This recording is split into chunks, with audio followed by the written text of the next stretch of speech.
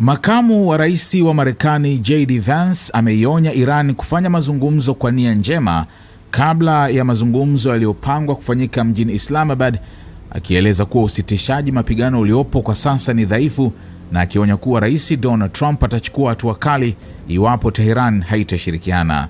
Akizungumza na wanafunzi wa chuo kikuu nchini Hungary leo, Vance amesema makubaliano ya kidiplomasia yanawezekana iwapo Iran itashiriki mazungumzo kwa dhati.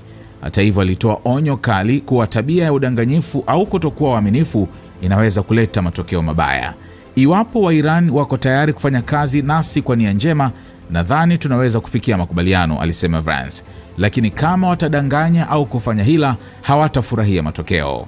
Vance alisema Rais Trump ameiagiza timu nzima ya mazungumzo ya Marekani kufanya mazungumzo kwa nia njema.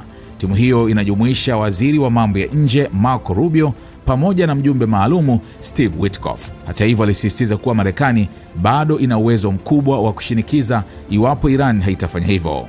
Kwa mujibu wa Vance, Marekani bado ina nguvu za kipekee za kijeshi, kidiplomasia na kiuchumi ambazo zinaweza kutumika iwapo mazungumzo yatakwama au kushindwa.